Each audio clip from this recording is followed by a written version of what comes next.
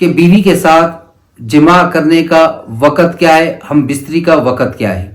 رمضان المبارک کے اندر سارا دن روزہ ہوتا ہے، اور رات کو اللہ تبارک و تعالیٰ نے فرمایا احل لکم لیلۃ الصیام الرفث الی نسائکم، کہ رات کے وقت کو تمہارے لیے تمہاری بیویوں کے ساتھ جمع کرنے کو حلال کر دیا گیا۔